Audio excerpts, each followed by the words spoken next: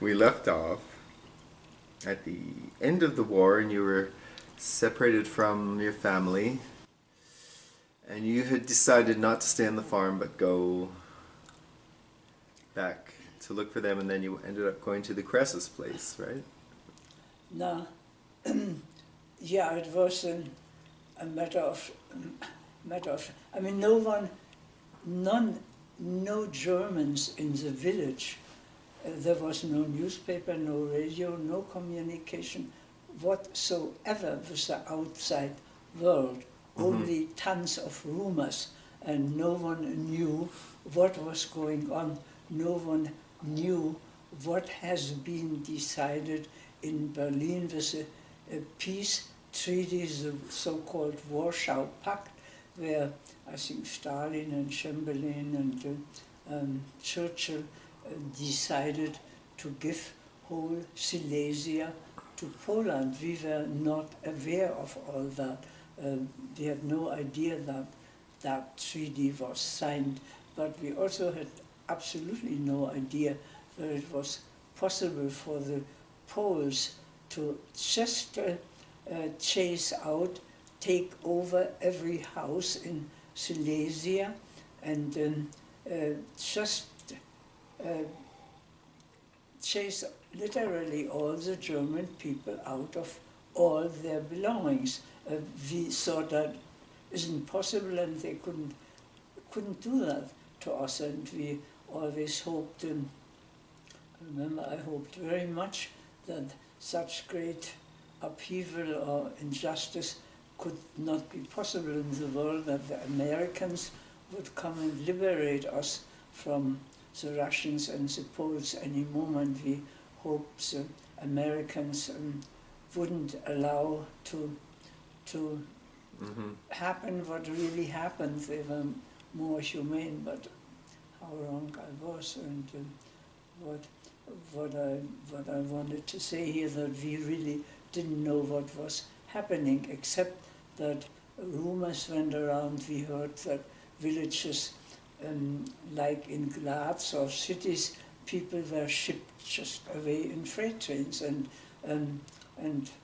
other villages, they told us too, yeah, the Poles came in one evening and said next morning at 10 everyone had to be on the road, and you couldn't take anything, only what you could carry, or even that was taken away. They searched your physical body. My mother had to strip bare naked, and they searched every seam, whether she had jewelry or money hidden, and it was all taken away.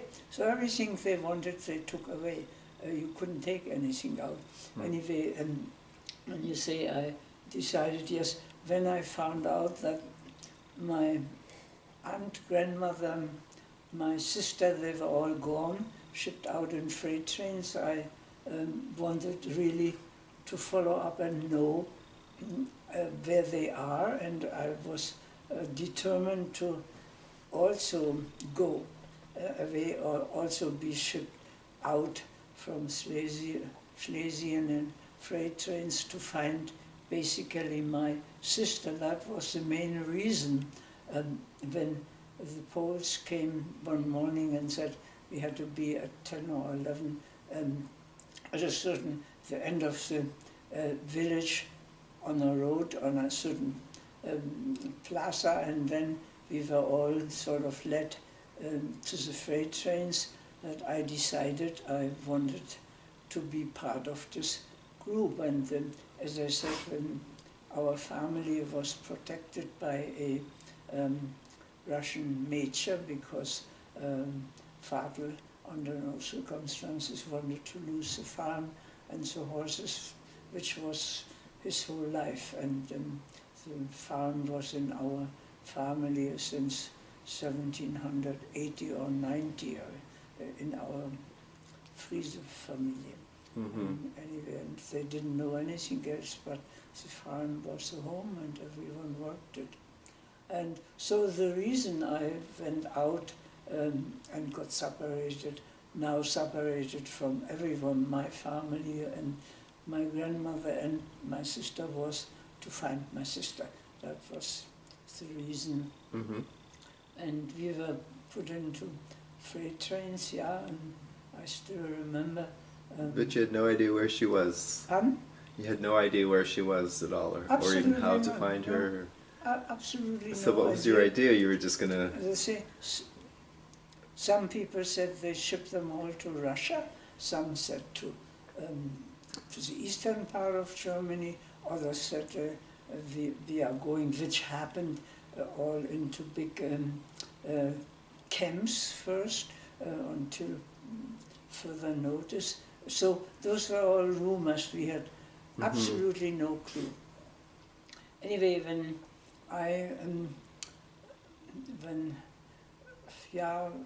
end of the village, everyone was sad. Some knelt down and said Lord's Prayer for the last time, and you saw lots of tears in people's eyes, and of course many of the old people. There were 10 million people in Silesia, all shipped out, all chased out, and many old people, because for a whole year was no store, you couldn't buy food anywhere, didn't exist, and many died of starvation, and some lost their minds, they couldn't take what happened, they just went literally crazy, insane, and there was no help, and died afterwards, and that all has, I don't think, been recorded ever, how many vanished because of all that. And I remember our farm, from morning to night beggars came. They could hardly walk anymore. They were skin and bones Germans. Give us just a few potatoes, or potato peels, or turnips, or I mean anything we could spare to eat. Some grains, a little bag of grains, so they could make grind them up in the coffee mill and eat those. And we tried to put some of our potatoes into the ground to have some harvest in the fall, because that was very crucial to survive. And early in the morning, people from everywhere came onto our fields and were digging out those potatoes which were supposed to grow, because they were so desperate for food. I remember Father early in the morning went out to the fields to chase those people off, but it was a pretty hopeless situation. I mean, it was, no, I don't know whether anyone can imagine that. Not, it happens, I think, still in this world, unfortunately, and not just humans, but animals too had no food. They starved to death, or they were tortured by the Russians, by the Poles. They were not treated kindly, and that actually always bothered me mostly the suffering of all those animals who vanished as well. So from this end of village, where the village ended, a whole track of people from our village were all marched out, about 6 kilometers away to a freight train station, and there were freight trains, long freight trains waiting for us. They had all straw, bundles of straw inside, no benches, no nothing, no windows, just straw we could sit on or lie on, and we were put into those freight trains, and they were sealed and then were rolled out, and no one told us where we were going, where they sent us to. We had absolutely no clue. And ever so often, in a few hours, a train stopped, and they opened the doors, and they said anyone who needs to go to the bathroom should go out and do their business right there, because there was no toilets.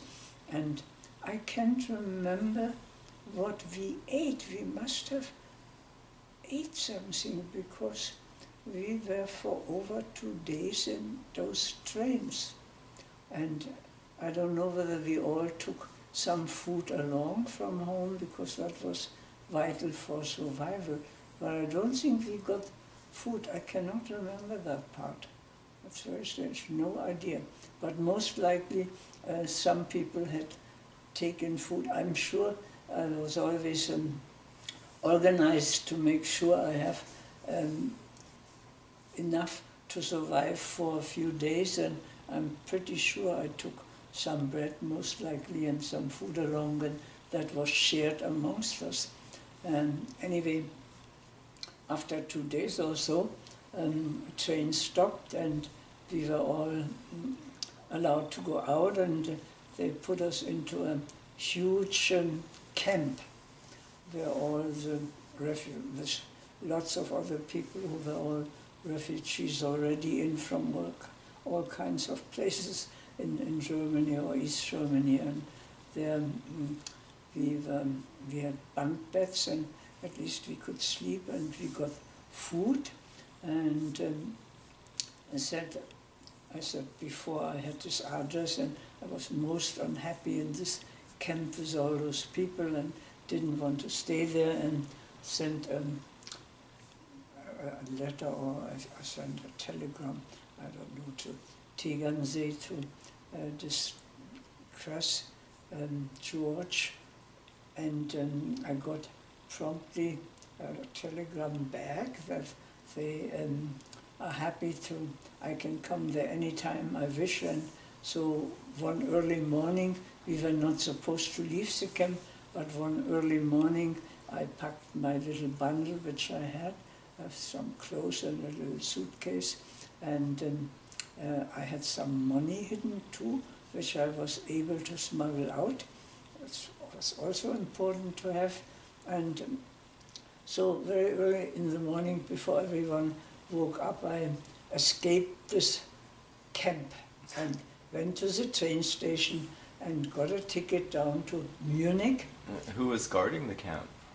Oh, there were German soldiers or German American soldiers? No, there were no soldiers. There was no more army. Yeah. People who organized. Was it Red Cross or something? Or? Something like that, most likely.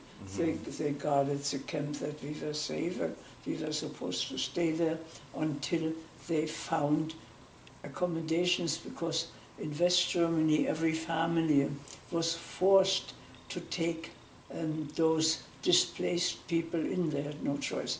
But they had to find first the families and get the right families to be there who fitted in. So that took time. That didn't go overnight. And so, yeah.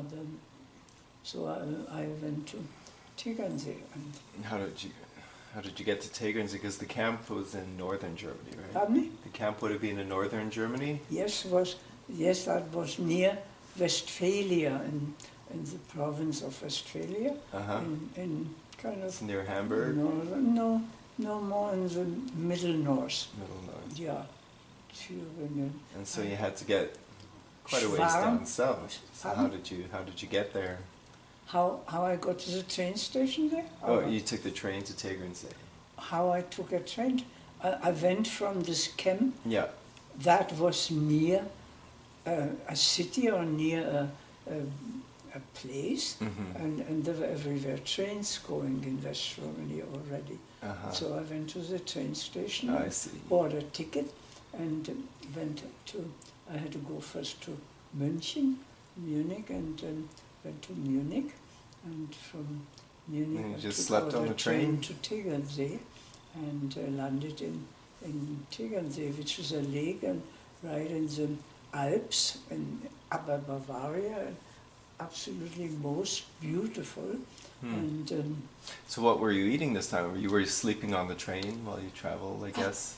Well, that was no problem, but after what we have gone through, no, you were lucky. The trains were overloaded with people for some reason. Either if you were lucky to get a seat anywhere, you tried to nick a little bit and sleep, otherwise you were standing all night. I remember that too. You That know, must have been hard, sometimes so you didn't could never find a sleep seat. then. Pardon? No, So- you didn't sleep. But when I was 16 only, and so you could endure all that. I wouldn't do it now anymore. Yeah, Of course. of But course. with 16 and the willpower to get away, and the chaotic condition, you did everything just to survive. Yeah. And how did you get food at that time? You Yeah, had enough money for food? That I had some money, and I think one could buy some food, but again, with food, that wasn't the most important thing. We surely were very skinny. I know that food was a rarity. You couldn't. Most people had barely enough to survive because there was no food around, and that was a problem for sure. And, but I survived it, and of course when I arrived in Tegernsee and at this place, the family across, and they, I still remember I was sitting in this waiting room, and there came this Dr. Phyllis Cressin and her sister-in-law, and they greeted me, and they knew I was, no, they didn't know I was coming at that time, but they had invited me and most likely knew I was coming, and they were extremely nice to me and almost treated me like family, and so I felt really like in heaven, because this place was right below a huge mountain and a little brook behind, and a proper bed, and I had my own. They gave me a tiny little room, which was my room, which I never had in my life, really, and so that was actually a heavenly place for me to be in. We got enough food to survive. We got for 1 week 2-pound loaf of bread. Each member in the family, we had rations still then, and I remember I was sometimes so hungry when I got my bread. I ate half of it just as it was, and the rest of the week I had very little to eat. But we had also other food, not good food, but enough to survive. And there were some children in this Kinderheim, and I took care of the children, and I had actually total power. I could do whatever plan with the children, what I wanted, go for walks, taking, telling them stories, playing games with them, and so that's what I love to do most anyway. So I was extremely happy in this Kinderheim. How long were you there for? All in all, 2.5 years. We got very little money because there were so many displaced people. They all needed a place, and of course they took advantage. You were happy to get a place. We had to work at 6.5 days a week and got food and shelter, and you were very lucky if you had a good place. And so money, you couldn't buy much with money anywhere, or very little, and so that was unimportant. Yeah. So, any other memories of the significant the stories from the great memory school? was when one day I still hadn't found my sister and my mother, and I wrote to the Red Cross, who registered all people who came out from Silesia, and registered where they were put and which families they were placed in, and so after months, that was in May, end of May, when I came to Tegernsee, and that all let us took a lot of time, and it took a lot of time to do all the research with the Red Cross. They got tons of mail looking, people were looking for families and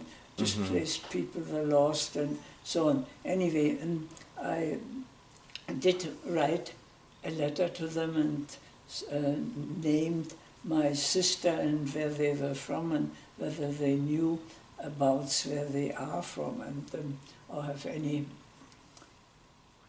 records. And so late in the fall, I got actually 2 letters. We had one uncle in Berlin, and he was not displaced. He lived at the same address. I had also written to him and said whether he has any idea, has heard where the rest of my family is, and if so, he should let me know. And so I got 2 letters, one from the Red Cross, who actually sent me the address of my grandmother, my aunt, and where my sister and mother is, and another letter from my relative in Berlin, who in the meantime had found out where my family was located. And so I jumped really around like a crazy nut for great joy and happiness and sent immediately a letter up to the address they gave me, and surely enough, I don't know for how long, I got a letter back, and from my mother, sister, grandmother and aunt, and they told me where they are. They were up near Hanover in a very, very forlorn, very little tiny farmer village. That's where they were placed, and but at least they got food there and they had to work on the farm. And we were, needless to say, it was like a great miracle for me when I got the first letter from my family. And one day I came back home from the dentist in Tegernsee to the Kinderheim, and they wouldn't let me into the kitchen. And for some reason, I don't know why, I wanted to go in the kitchen, get some food, and they all said no, and cannot get in the kitchen yet, have to wait a little. And after a while they said now I could go into the kitchen. And when I went into the kitchen, there stood my twin sister in the kitchen. She was determined to see me, and when she heard I was in Tegernsee, where it's so beautiful, she decided to come down and surprise me for a visit without telling me.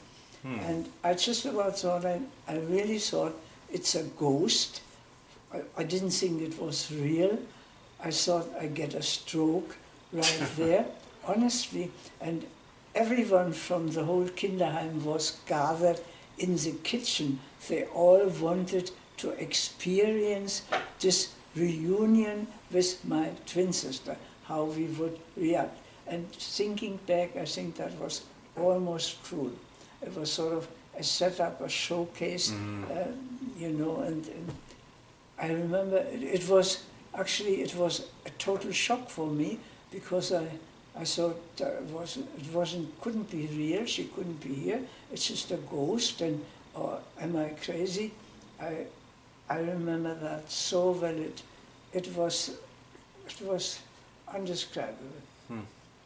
Anyway, my sister was, we then of course Who spoke realized first? it's for real, and Who said what first? Do you remember I that? can't know. We then fell in each other's arms and hugged each other for a long time and cried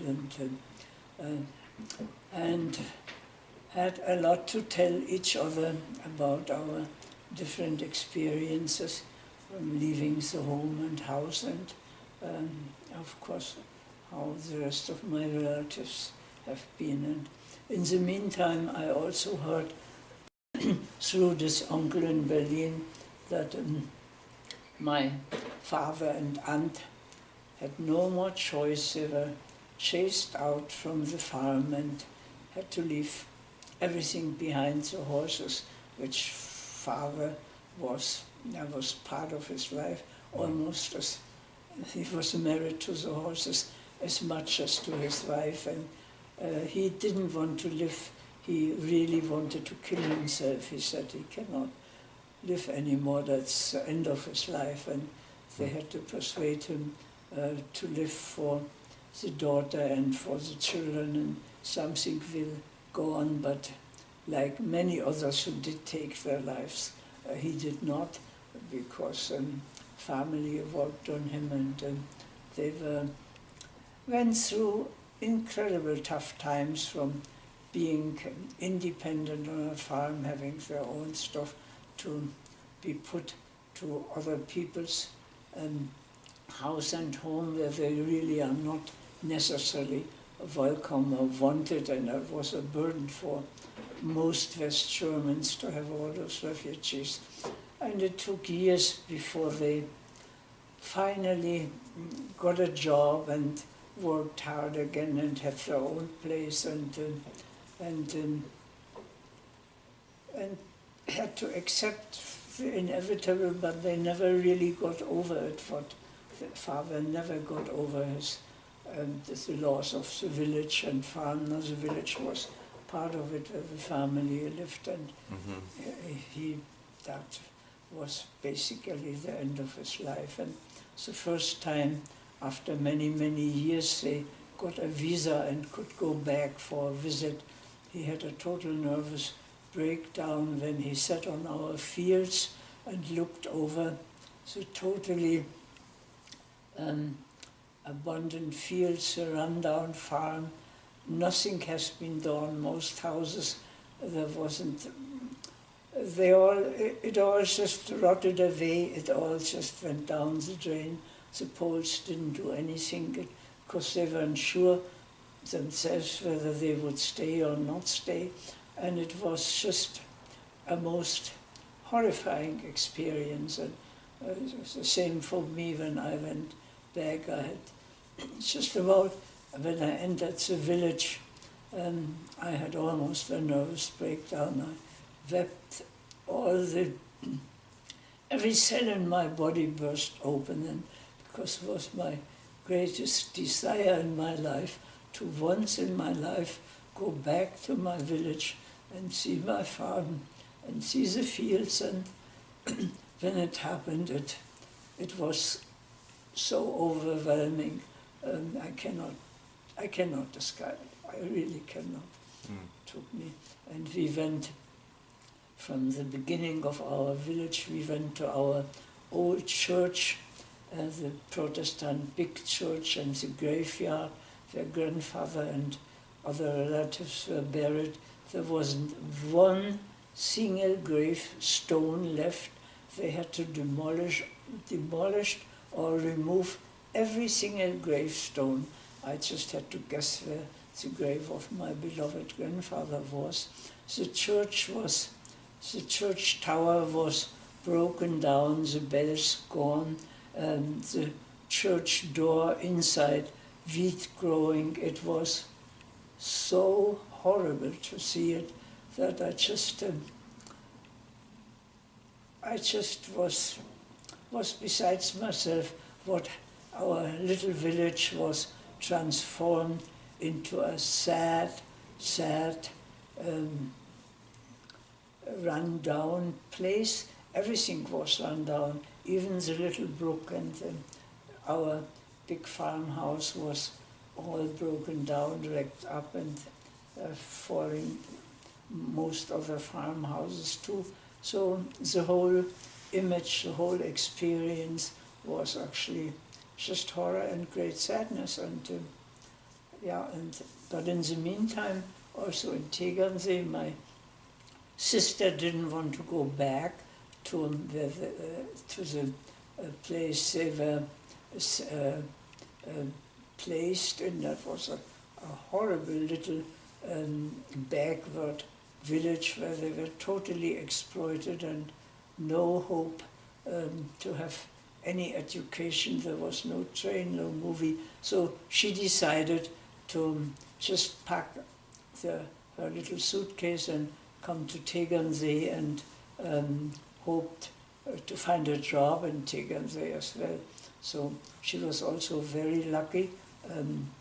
My people, this Dr. Kresch, she had connections and knew a lot of people in Tegernsee, and there was a family, Furtwängler, which was very famous. Wilhelm Furtwängler was a most famous conductor, and they had a gorgeous, beautiful, big resort right on the Tegernsee with shoreline from the Tegernsee, and just a gorgeous place. And that's where she got her first job, to help to build up this place again, because it was occupied by the Americans, and they gave it back to the Furtwängler family, but it was all full of dirt and full of rundown, and so the Frau Furtwängler and my sister, they cleaned the place up and brought it back to a respectable place, and it was actually a Kurheim, where guests were staying all summer in a special little house there. And so my sister was in a quite famous family where people from all over the world came and visited, like Lindbergh, the very famous pilot, and other famous conductors. And they took my sister to concerts to Munich, where the Beethoven concerts, which Furtwängler was famous to conduct, and so she was extremely happy there and extremely lucky to get such a place to stay. So basically that was sort of the new start in our life, I have to say. And you got to spend a fair bit of time together, or just weekends only? All the time, whenever we had a day off or evenings, and whenever possible we got together and went on hikes together and on boat rides together, or just sat together and talked, or did singing, because we both had a good singing voice. And there wasn't a week where we didn't see each other and were not in contact with each other. Were there any boyfriends, or? No, yes, kind of, but we had no time for boyfriends. And where I was, this Dr. Kresch, she was very, she was like an old maid, she never married, and she guarded us very much, because she knew how dangerous it was to have a boyfriend and maybe, God forbid, have sex. We were not even allowed out in the evening. She decided that we had to be home at 9 o'clock, and I know one time we wanted so much to go dancing, and because we met some young guys who said we should go dancing with them, and I asked her whether I could go dancing with a girlfriend, and we met some guys. No, she said, no, it's not allowed, we cannot go dancing. But around 8 or 9, when we knew she was in bed and not around, we escaped through the window, a girl and me, and went dancing in spite of it. And for some reason she must have smelled bad rotten eggs. She checked our bedroom and we were gone, another girl and me. And then next morning we got in big trouble. She, for 3 days, all the inhabitants of the Kinderheim were not allowed to talk to us for 3 days. That was the punishment. So that much goes for our young years. By then I was 17 already, and 18, and totally guarded. We were not allowed to go out anyway, not me, but Trautl was different. The Furtwänglers were much more modern thinking and liberal, and she could go out, and she befriended a family actually close to the Kinderheim, and was there very often visiting, and I too, and they had sons, and I don't think she was involved sexually ever with those boys, but they were very, very good friends, and very nice friends. Mm-hmm. Yeah, definitely. So your next job after that was Dr. Weinzel? Yeah, but do you want to?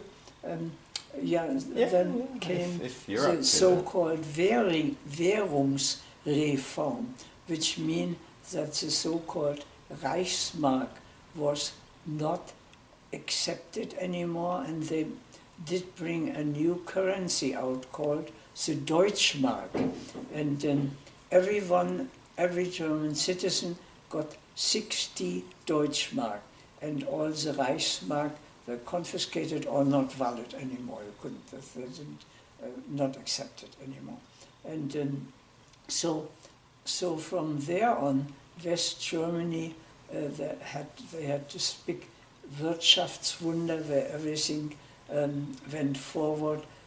Trade was again encouraged, and you could buy things in stores which you couldn't buy before, but you couldn't buy it because we didn't have any money. We needed clothes and shoes, and those 60 D-marks were gone so quickly to buy the most necessary things for our just lively existence. Mm-hmm. And so we all wanted this Kinderheim where I was. This Dr. Kress said, you can stay here as long as you want, but I have no money, I cannot pay you anything. You can have food and shelter, but no money. And I was, of course, determined to earn by now some money and have a job where I at least get paid a little. Mm-hmm. So she knew a Dr. Weinzel who had a big sanatorium in Tegernsee, and he had patients and a practice, and he needed somebody to assist him in his practice. So so this Dr. Weinzel recommended me. No, the Dr. Kress recommended me to Weinzel, and I had an interview and promptly got the job there. And that was actually a very interesting job, because in this sanatorium, quite well-to-do people came there. They could only afford to stay there because it was private and very expensive. And so I was in his practice and met all kinds of very interesting people who had factories or from America and other countries, and I was very good with people. They all kind of liked me, and Weinzel, he was an older guy, he liked me also very much, and he trained me how to work in his practice and to work with patients. And so what did he do mostly? What was he specializing in? What he was? Now, he had, like a regular doctor, patients coming from morning to night with all kinds of diseases, gynecological, heart patients with heart problems, high blood pressure, with boils, which need patients who needed stitching, or anything and everything you go for a doctor to. There were no such thing as all those specialized doctors. He was also the chief doctor of the hospital at the same time. So he was a surgeon too, though? He did surgery? Yeah, he also, unfortunately, I think he was more or less a butcher. I almost fainted when he once, I had to assist him to cut out a big lump on the head of somebody, and I know he didn't give enough anesthetic, and this patient felt and switched his face, and I almost, I couldn't stand it when I saw the patient suffer. And he was a master in doing that. And he made some big mistakes too, right? Pardon me? Didn't he make some big errors and really cause problems for people? Oh yes, I'm sure he certainly did, yeah. What were some of the ones? I remember you saying something about the wrong eye wash or something. Someone had an inflamed eye, and he told me to get this bottle from the shelf he pointed to, and he wanted to put eye drops in, and and I gave him the bottle, he opened it, put the eye drops in, and the patient screamed in pain, and that was some kind of acid bottle. So he put the bottle in the wrong place, and instead of the eye drop bottle, it was some very dangerous acid. I remember he realized right away what he did, and ran to get water quickly and put lots of water in the eye, not to have the eye damaged. That was one thing. Yeah.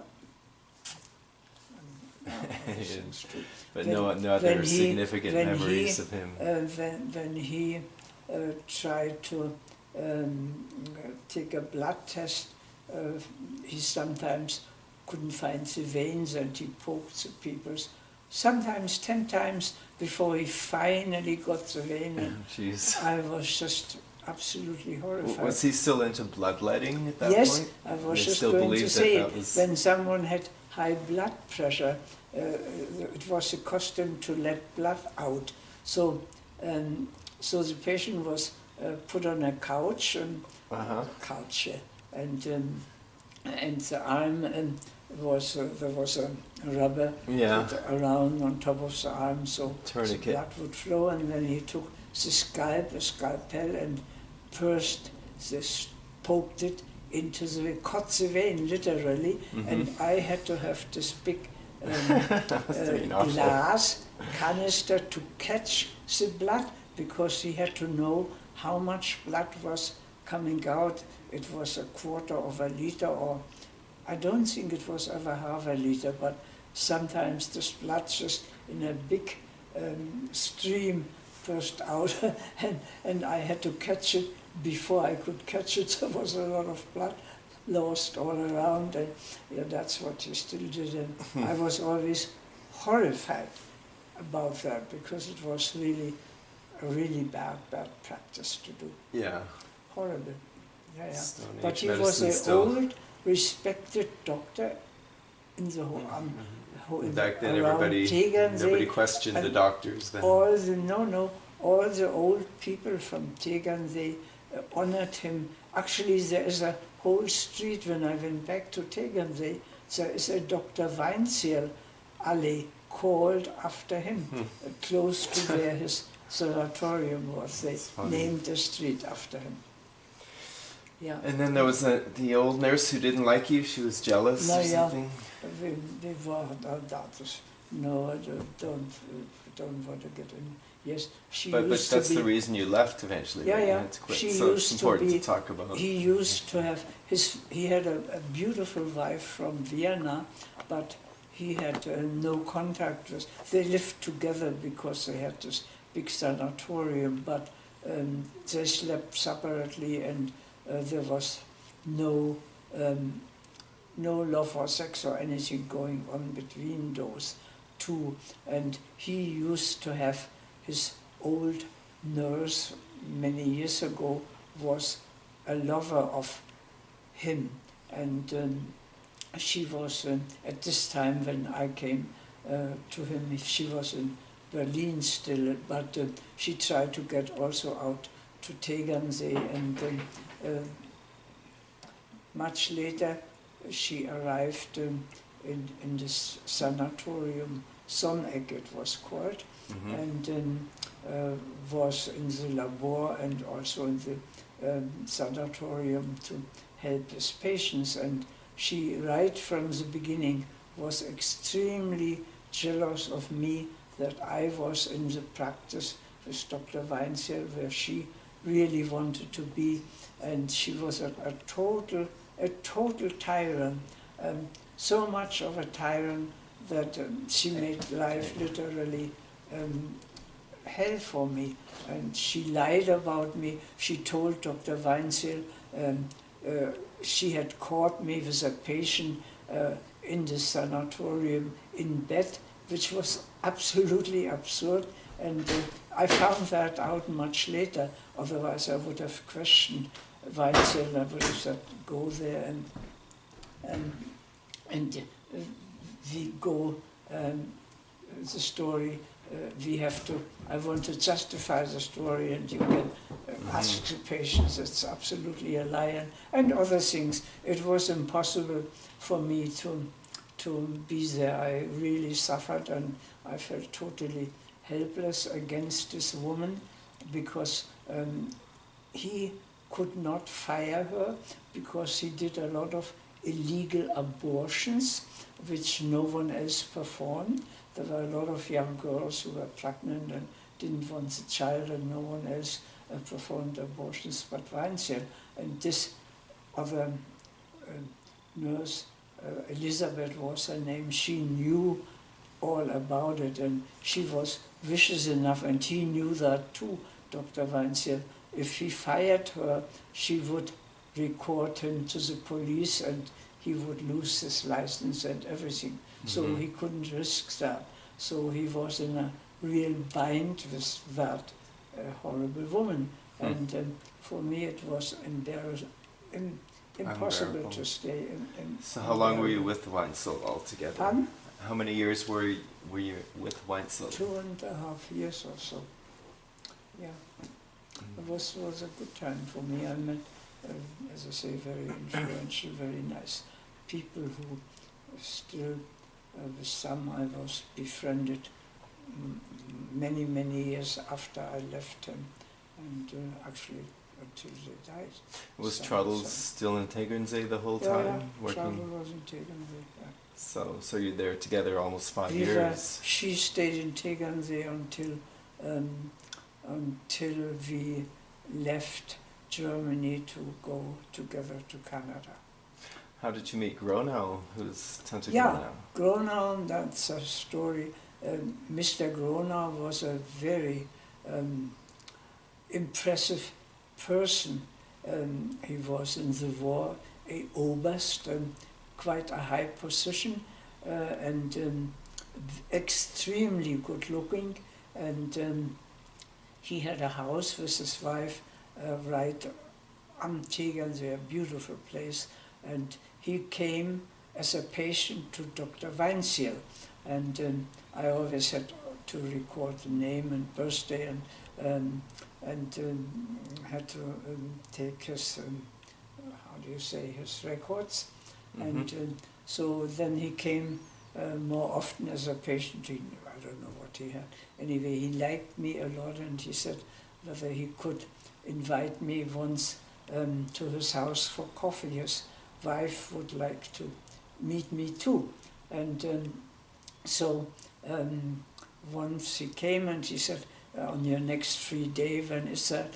We would like to have you at our house for coffee, and I'd like you to meet my wife. And that's how I met the Gronaus. And of course this Elisabeth, she knew that Gronau was very friendly with me, and he invited me for coffee, and she was extremely jealous. She wanted to, she tried to interfere with that friendship. So one day Dr. Weinzierl told me that Mrs. Gronau had phoned him and had said I should not ever come to their house again. They don't want me anymore. And I didn't know the reason. I was totally flabbergasted because I loved those two people, and last time I was there they were extremely nice to me. So I couldn't believe it, and I thought I don't believe it, and as soon as I could, I went to the Gronaus and I said, look, Weinzierl told me I shouldn't see you anymore and I shouldn't dare coming to your house anymore.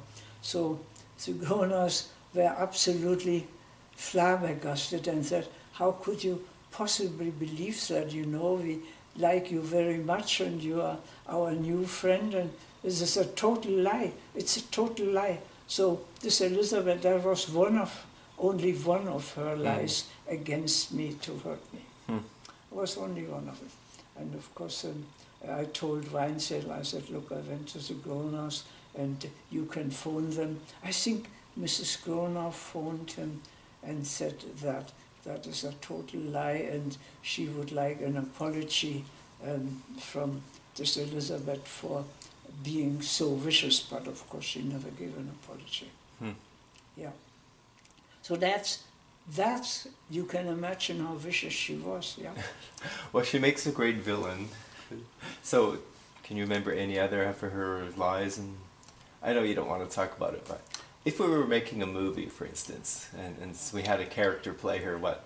Yeah, yeah. One day, you know, I was in the practice, and one of the patients in the sanatorium, which was also, she knew that patient, and he had a great, he was somebody, he had a great title, he was somebody, and I was not supposed to have anything to do with this person because she wanted totally control over this patient, and this patient phoned down to the practice and said whether I could bring him up a hot water bottle. He needed, for some reason, a hot water bottle. He was cold feet or something. And I said, no, sort of course, if this patient needs a, and Weinzierl said, yes, go up and bring him a hot water bottle. I think there were 40 rooms in the sanatorium with patients, and so I went up, not thinking of anything,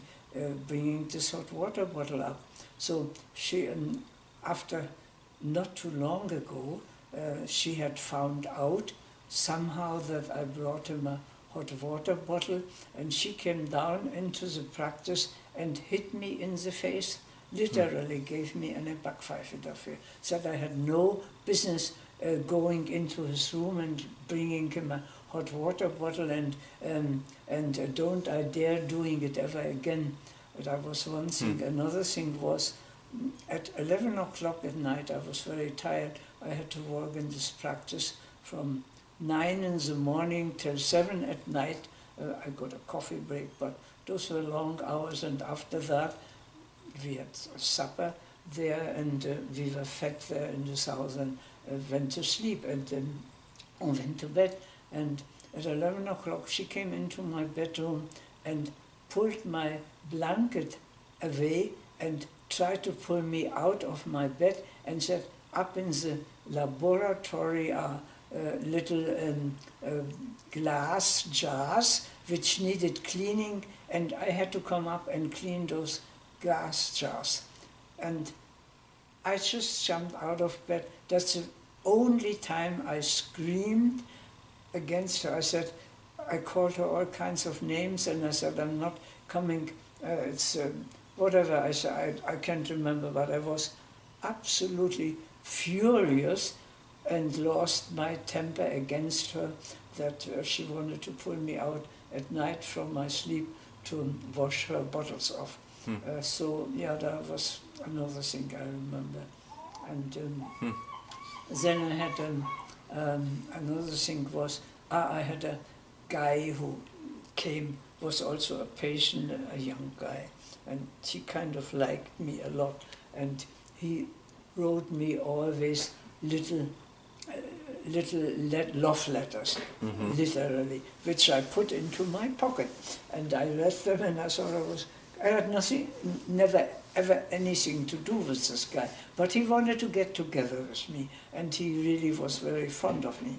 And one of those letters of this guy to me addressed, and I don't know what was in it, for sure, that he loved me a lot and wanted to meet me, or should meet, and that had fallen out of my pocket in the hallway, and guess who picked it up? This Elizabeth, and she read this little note, and so she told Weinzierl about this note, that I had an affair with this guy, and she told everyone in the kitchen and everyone who knew me, the personnel in this Kinderheim, about this letter, and that I had an affair with this guy, which I never had. So I said, look, he just writes me the letters, he is right here, you can ask him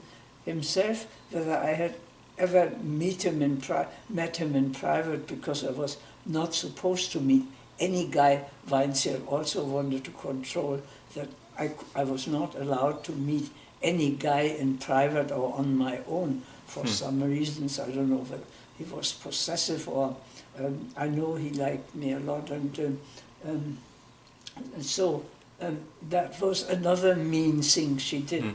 I actually can read you the Zeugnis you want to, which is very interesting, which then I quit, and he didn't want to let me go because he liked me a lot, and he tried to persuade me to ignore Elizabeth and not to pay any attention. But it was impossible. I mean, she did me so much harm. Whenever she could, she did me harm. And he told me, look, I cannot fire her, you know, for that and that reason. But I really like you to stay. I don't want you to leave. And I had actually a tough time. He said, you cannot leave because I have nobody else here. And yeah, that was very. But you had to leave. Very tough times, and she was a real. I mean, thinking of a witch or a bitch, a real witch. That was her, her face and everything. She was a real witch. Yeah. Was she ugly looking and had a She mean, was ugly very face? tall, not ugly looking, but she had black hair and black vicious eyes and a very hard face. Not beauty at all. Very hard face. So after Weitzel then, you Then I didn't know. you suddenly had no job, no prospects. No, not much prospect. I had a friend in Munich, in München, with Hannelore Utermühlen, and I knew, of course I knew, I had some contacts because of Weinzierl. There was one guy, in one family in Tegernsee, they had a big publishing firm in Munich, and they had a beautiful house in Tegernsee, and they knew me. They were also patients of Weinzierl, and so then after a while, boy, something in my eye.